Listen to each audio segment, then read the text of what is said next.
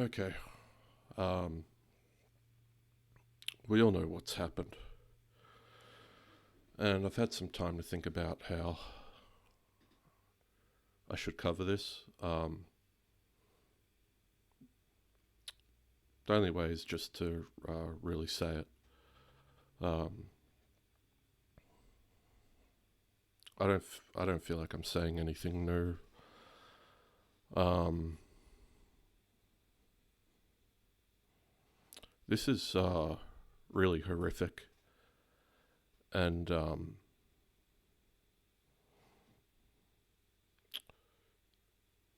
world is in a crisis right now, um, on a few fronts, and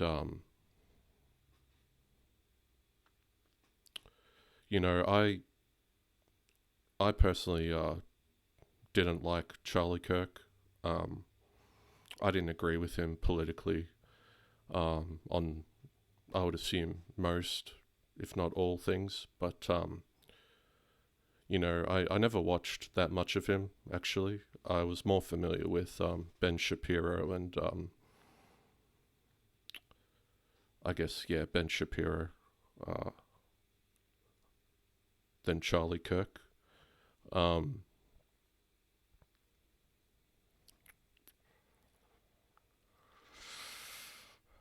yeah, America is in crisis right now. Um, the political violence is really tragic, and you know,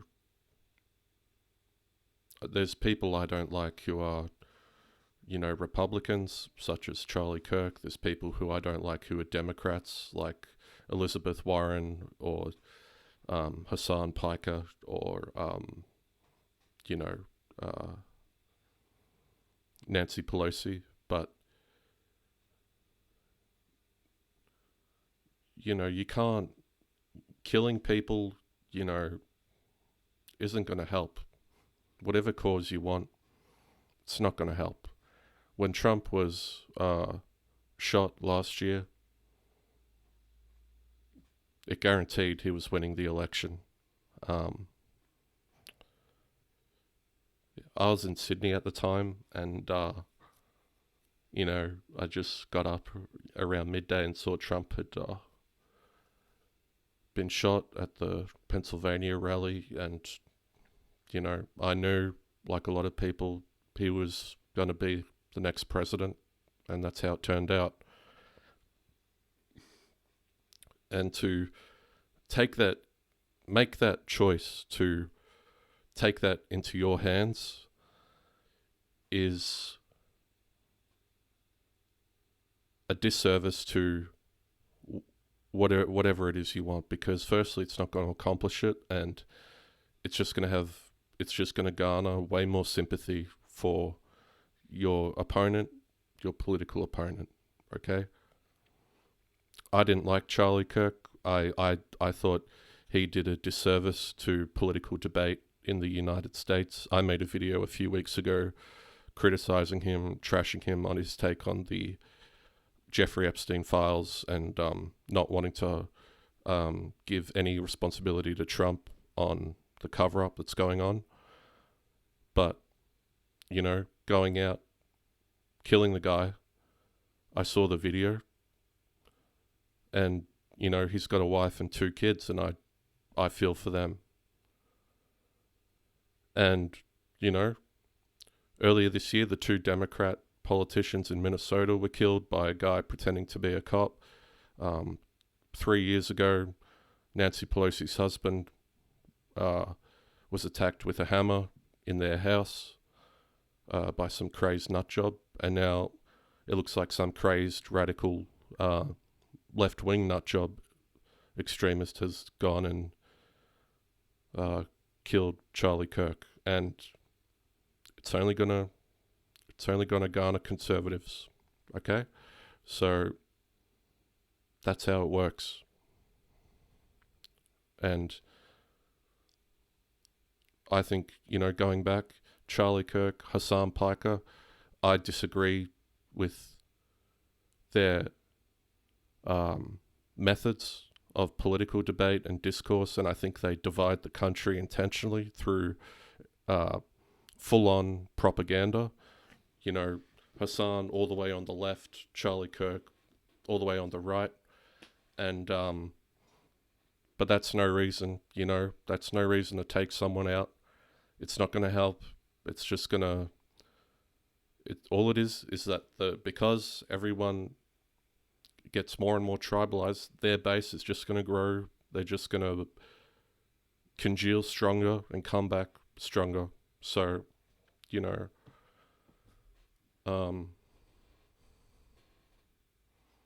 that's my thoughts. Playing, just saying it, both sides of the aisle like to say, it's either a mental health problem or it's a gun violence problem. And it's, I think most people would say that it's both, and more than one thing can be true. To label it as one, either it's just mental health, crazy people, or no, it's just gun regulation. No, it's both. And I think we all know that. It's both. It's a gun violence problem. It's a mental health problem. Social media is, it's like, it's the common thing now, everyone says, but it really is just plugging into the matrix, and it's like shooting meth or cocaine just right in the vein, and it's just like, oh yeah, more, and you're as soon as the first thing you see is to keep you there as long as possible, right? So, that's what's happened, and people can't detach from it. People cannot detach from Twitter, YouTube, Facebook, TikTok.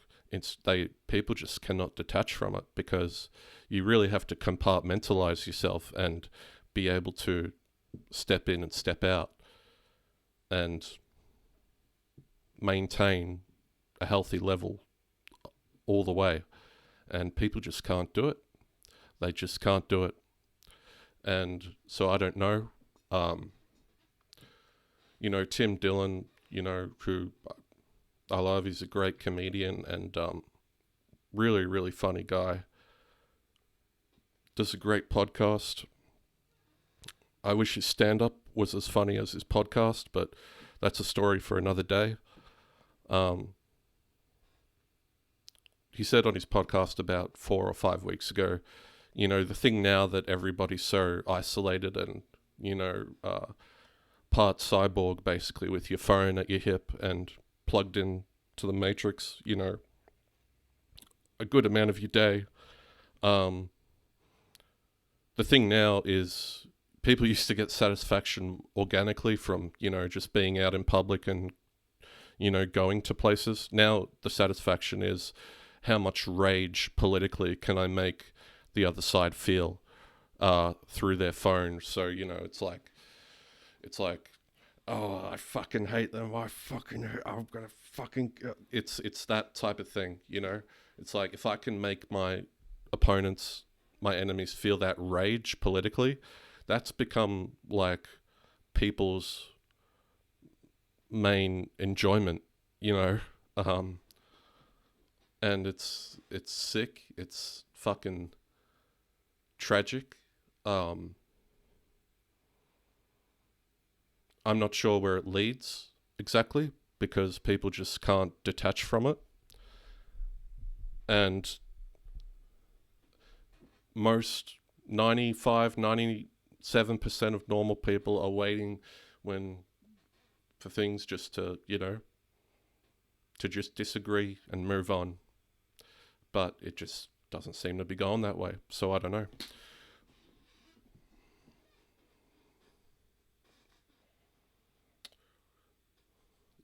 I felt a mix of things. I watched the video of it. And, some things are better left unsaid. That's the thing, is people don't... some things you're not meant to share. you know, everyone has a shadow. Carl Jung said that, and people are going to be celebrating, his death, and when someone who they really hate on the other side politically gets taken out, that's just how people are. And that's just me being honest. I felt a mix of things. As I said, I didn't like the guy, but I didn't want him to get, shot in the neck. Like I don't want Hassan Piker to get shot in the neck, or Elizabeth Warren, or anyone else who, left or right wing, those two I mentioned are left wing people, and I think they've severely hurt the Democratic Party and their chances of winning elections.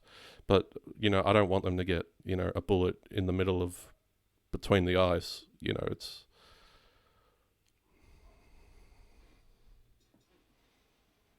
life is about just, waking up and, just having a sandwich, or just watching, or just like, getting a bit of sun. It doesn't have to be this fucking, I don't know, insipid, tribal, game type thing. I don't know.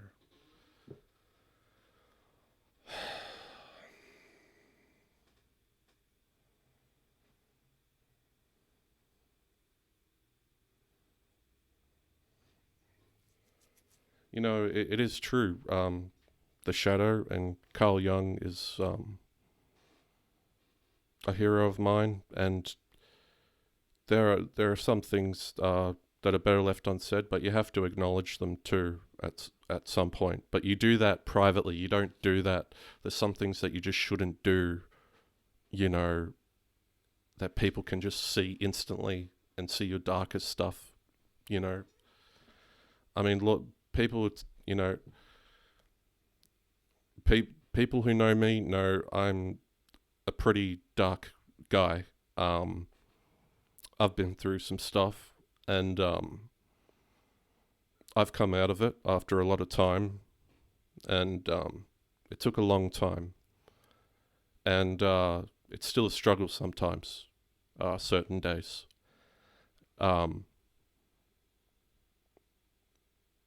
But there are things that's bigger than politics. Your family, your pets, your football team. Politics is really just, it affects everyone, but if you let that run your life, and because the person you don't like or disagree with is the president or the prime minister, that's no way to lead your life. Yes, it affects you, but on a day-to-day level, mostly it doesn't. I mean, it's if you're sad, if you're depressed because the guy, the Conservatives are in power in the government, running, or the Liberals are. I mean, it's just, that's no way to be. Trust me, I've spent way too long in my room at times throughout the years worrying about the world, and you can't help but do it, but it's detachment, okay? You have to have detachment from social media. Every second they're trying to keep you in. Everyone knows that. I'm not saying anything new there, but it's being compartmentalized and detached. You have to break out of the matrix, okay? If things are moving too fast, this year it feels things are just moving too fast and people can't handle it. And it's been the case every year, I guess, since, the last, I don't know, 10, 15 years, but yeah, I'm just repeating myself now. You have to be you have to have a mindfulness and you have to have a analytic observance of your day to break and detach from this shit, because it will just eat you inside. You will implode. You'll tip all the fuck over and go nuts. So, you know, that's a bit about me. You know, as I said, you know, people who know me, love me, know, you know, I have a darkness and I've worked it out and I manage it. And I was somewhat lucky to come out of it. And I might go into it more another time, but, you know, it basically involved a lot of depression and anxiety and, major depression. So,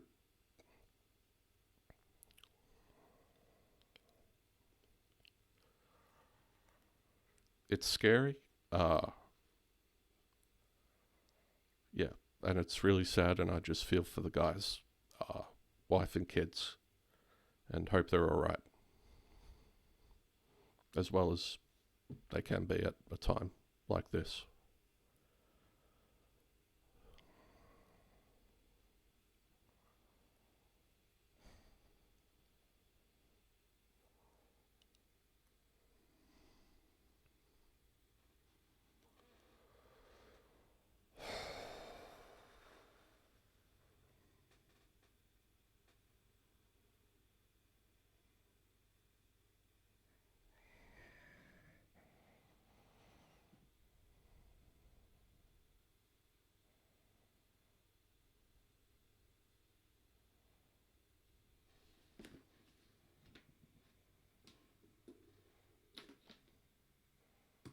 And good evening. Tonight, a new chapter in this era of political violence. Conservative political activist Charlie Kirk is dead, assassinated while speaking on a college campus in Utah.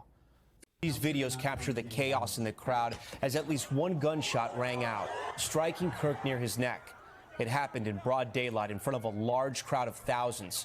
Kirk had been talking about mass shootings when the shot was fired. Little is known about the shooter, but moments ago, authorities said they have a person of interest now in custody, but the investigation is ongoing. The president calling Kirk great and even legendary. Called a MAGA influencer, Kirk was a major supporter of President Trump and helped build his 2024 coalition with young people. And, you know, there was a thing I saw yesterday or the day before where Trump was confronted by pro-Palestine protesters in a DC restaurant, and the thought occurred to me, like, how did they get so close to him? And there was JD Vance and Pam Bondi and the people, and like, did they have to walk through metal detectors in the restaurant? Or look, because they were right in front of Trump. If they had a gun or something, I mean, you know, I don't know, you know, if they walked through any security before entering the restaurant or what. But apparently there was very little security at the Utah Valley University event where Kirk was speaking. I read on NBC, the people didn't even have to show a ticket to get in. There were no metal detectors, and it looks like the shot came from a long way away by sniper rifle, and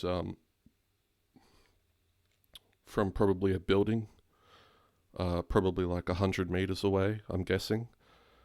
It was to the right of where the cell phone guy was filming, and because with that many people, no one would have been able to, you know, pull out a smaller sized weapon like a pistol or something and got the shot away clean. It was obviously a sniper rifle. They said they had a suspect detained, the FBI did, but apparently, you know, that guy, it was like, and I saw like this old guy, elderly guy on the ground in cuffs, but apparently that after the FBI interrogated him, that wasn't the guy. So the shooter is still at large, and they're still looking for him. The 31-year-old had a massive following but was divisive at times, often leaning into thorny political issues with provocative commentary. At least 1,000 people reportedly signed a petition to try and stop him from speaking at the event today. Tonight, political leaders from both parties condemning the attack as America reels from another political assassination. We have team coverage across the country, and we begin with Liz Kreutz. And Liz, we have new information tonight just in about that shooter. Yeah, Tom, that's right. FBI Director Kash Patel has just posted that the suspect in the shooting today is now in custody, while the governor of Utah has just said at a press conference they have a person of interest. This update coming after another horrific day of political violence in America. Hundreds of people were there at Utah Valley University to see conservative activist Charlie Kirk, who had just thrown hats to the cheering crowd and posted on X, "We are so back," touting the first stop on what he called the American Comeback Tour. The 31-year-old conservative star who rallied young people behind President Trump. I mean, he's 31. I'm 31. We're the same age. And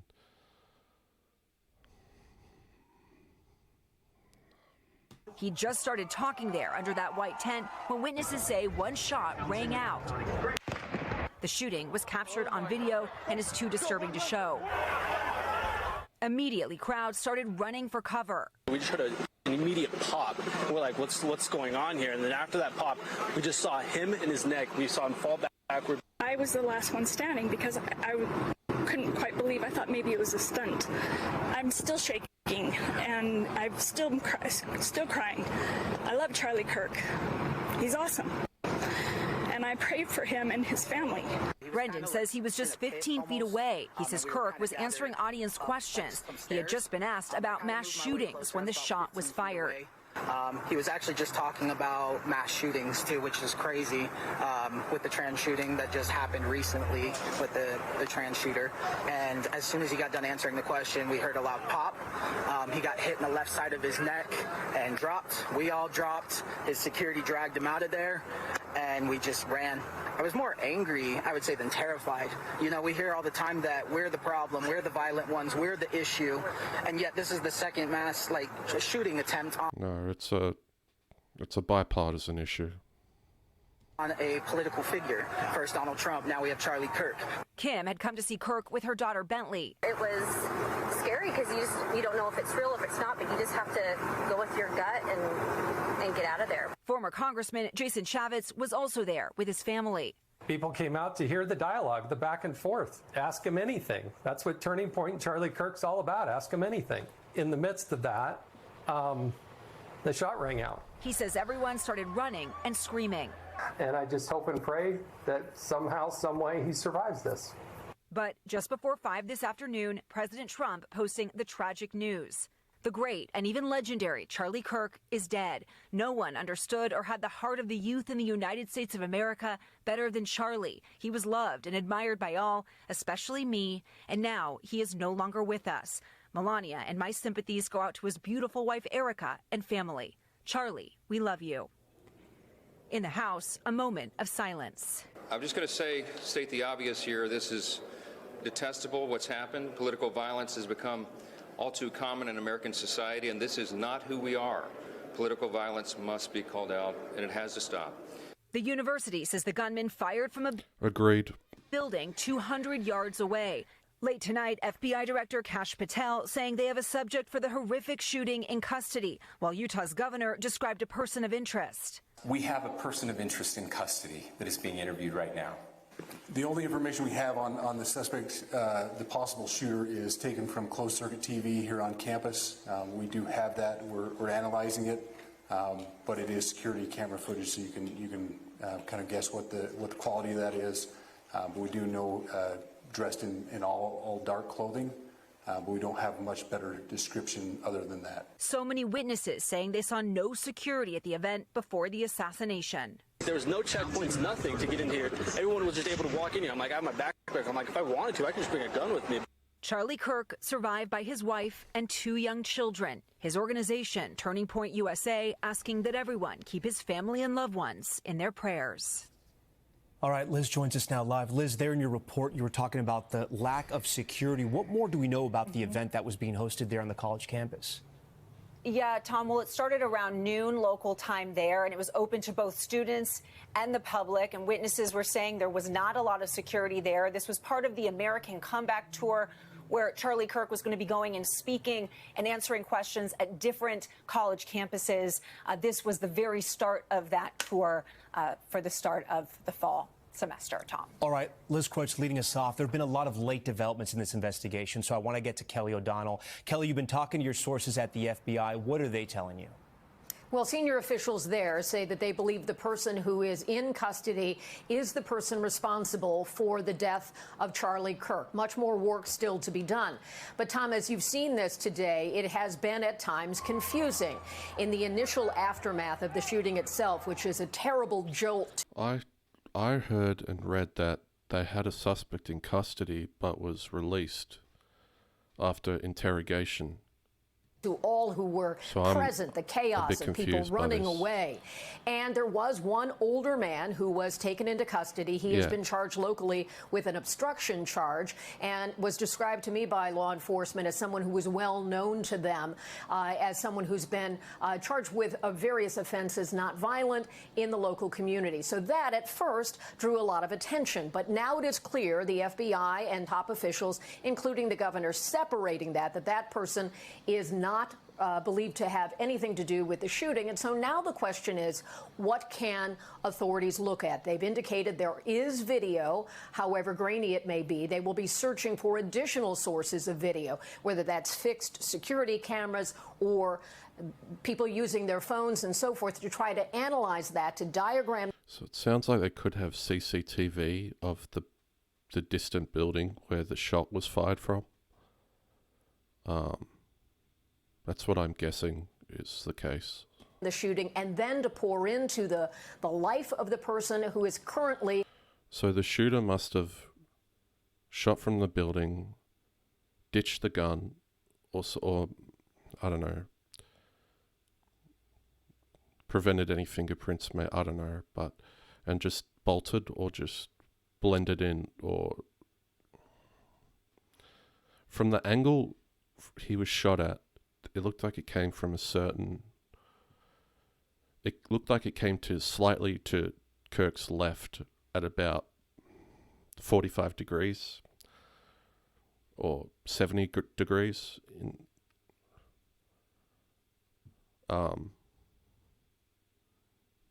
Yeah. Considered a person of interest. Their phones, their electronics. So the shot was fired, I'm guessing, with sniper by about 100 meters away, or about in feet, that'd be about 250 feet, 300 feet, something like that, I'm guessing. Trying to learn, where did they get a weapon, what type of weapon, and what motivations, if any, can be had to be a sniper rifle. Discerned. All right, Kelly, our thanks to you. Let's go live to the scene now. Mike Hedrick with our NBC affiliate KSL in Salt Lake City is there tonight. Mike, investigators, police doing two things right now, trying to collect clues, but also making sure all those students are safe. Yeah, and it is a heavy load that they have to bear right now. On any given day, Tom, you're going to have 40,000 plus students who are coming on campus here. The case today with this situation, you had an extra 1,000 to 1,500 people who were here to see this all play out. And again, tragic, surreal, that's how most people explain the situation today.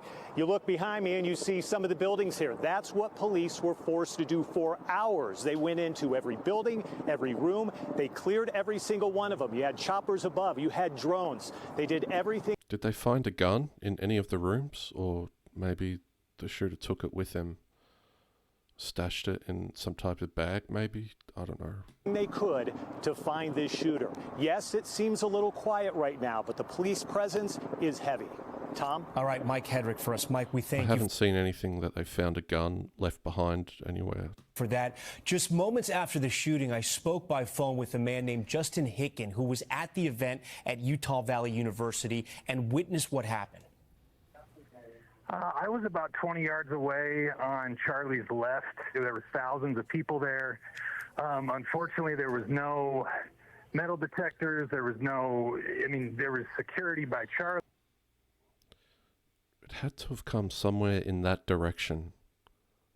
I watched the video. The camera looked like it came where I'm circling here. The video circulating online looked like the guy holding the camera was standing around here.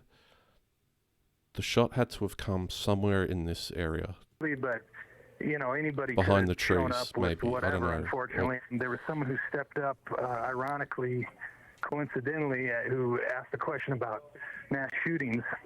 And about 60 to 90 seconds in, we heard a big loud shot. I saw a bunch of blood come out of Charlie. I saw his body kind of kick back and go limp, and everybody dropped to the ground. And luckily, there were no other bullets sprayed into the crowd because nobody was really able to go anywhere. When you heard the shot, did it sound like it was close, near to where he was speaking, or did it sound like it was coming from afar, maybe in the back of the crowd? Or could you far. It had to have come from in this direction. I watched it. It had to have come somewhere in this direction. No, it sounded like it was the back of the crowd. I don't know, though. It's like it must have been closer, but then again, it's like on this roof, maybe. See, yeah, on this roof, possibly, and no one happened to catch it. If it was that close, how did nobody else, see this man pulling a gun out of his, side or pocket or whatever? We sort of all witnessed what happened to President Trump when he was on the campaign trail in Pennsylvania, and what happened there. When this was happening, I mean, did it... By the way, that assassination attempt on Trump, don't be fucking... It wasn't staged. It wasn't an inside job, okay? It was a fucking nutter. It was not an inside job, okay? It's fucking retarded. They wouldn't do something that stupid. Register in your head, someone's trying to kill Charlie Kirk? Oh yeah, immediately. I mean, for a split second, you kind of like, wait a minute, is this... Split second, My guess is it's on somewhere above this roof, and the guy has ditched it and absolutely bolted after it. So he was on the roof somewhere up there, I'm guessing. Look, from the angle he was shot, that's my guess. You kind of like, wait a minute, is this really happening? Yeah. And you saw the amount of blood that came out upon the initial shot, and you knew that it did not look good. Witnessed by thousands there. Charlie Kirk was an early and vocal supporter of Donald Trump. He used his large following of young voters to help power the conservative movement and cement his place in the MAGA movement and with President Trump. Kristen Welker has more. Charlie Kirk's influence in the MAGA movement and the Trump administration was monumental. His power and influence extending from college campuses all the way to the White House. Visiting it yesterday was very moving. Kirk was a guest at the White House back in May, sharing his experience on YouTube. I got to see the original copy of the Declaration of Independence. A close champion of the president, Kirk was a constant presence at rallies, earning a speaking spot at the Republican convention. Donald Trump refuses to accept this fake, pathetic, mutilated version of the American dream. Kirk had built a following of millions of online supporters, energizing young people, helping President Trump's re-election. And I want to express my tremendous gratitude to Charlie Kirk. Charlie Kirk helped fund the conservative organization Turning Point USA in 2012, within years turning it into a major political force, raising hundreds of millions of dollars. His support of President Trump goes all the way back to Mr. Trump's campaign in 2016, when he helped him win the White House for the first time. Kirk then devoted his focus to getting more Republicans elected to office. Kirk built his own political empire by trying to win over liberal audiences on college campuses, and his own podcast where he interviewed politicians from both parties. But it was President Trump who Kirk focused his energy on, loyalty the president has always valued. I truly believe that President Trump, throughout these last couple of years, overcoming all these odds, is one of the greatest stories ever told. And let's just say thank you, God, for giving us Donald Trump and giving our country back. Charlie Kirk was just 18 years old when he founded Turning Point USA. I spoke to a White House official who tells me everyone there is just in shock because they all had close ties to Charlie Kirk. Tom. Kristen Welker for us. Kristen, we thank you. I want to bring in Tom Winter. Tom, so much of the focus now is going to be on security and protecting not only elected political officials, but anybody in politics. You know, there's a guy, a content creator who, you know, is left-wing, who I like to watch a lot, Professor Dave Explains, and, you know, he's on the opposite side of politics and to Charlie Kirk, and, you know, he's holding debates, going on a debate tour, and, you know, it occurred to me before today, you know, I saw posts about it, you know, with the current climate,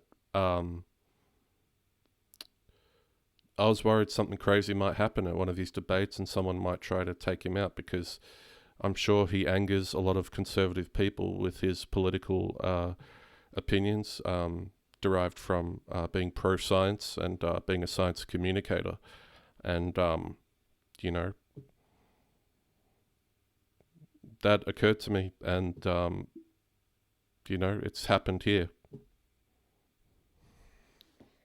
Yeah, that's right, Tom. Just look at what we've gone through recently. We had 2 assassination attempts on President Trump. Those Minnesota lawmakers were targeted. Even that healthcare CEO shot on a New York City street. Tonight, law enforcement officials tell me this is an... And what did that do? The dumb shit, Luigi. Did that do anything? No, it's not gonna do anything. He's gonna be forgotten.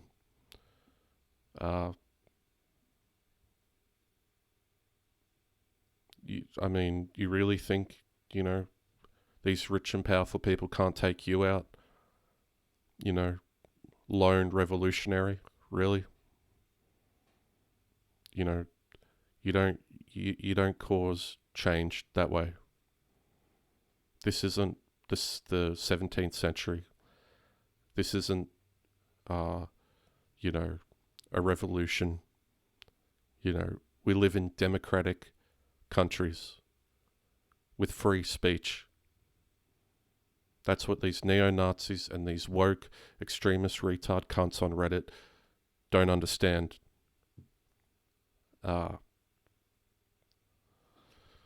Unprecedented environment, and the enormity of protecting all these high-profile figures and institutions all the time is the type of security challenge the country has not faced since 23 years and a day ago on 9/11. Events like today's at a college campus present serious challenges for local law enforcement to secure. The NYPD's top terrorism official warning that the threat environment is everything, everywhere, all at once, Tom. And Tom, before you go, let's go back to the suspect they have in custody now. We know very little about him, but apparently wearing dark clothing and maybe seen on closed-circuit television? That's right, Tom, and they're going to try to see if they have the gun on that person. They didn't quite address that at a briefing earlier today. On top of that, they're going to check what law enforcement calls their holdings, basically their files, to see whether or not they've come across this individual in the past. Okay, Tom Winter for us. Tom, thank you. We thank you for watching, and remember, stay updated on breaking news. So I don't know if they've arrested another suspect, or if this is the same elderly guy that was seen on the ground before. I don't know.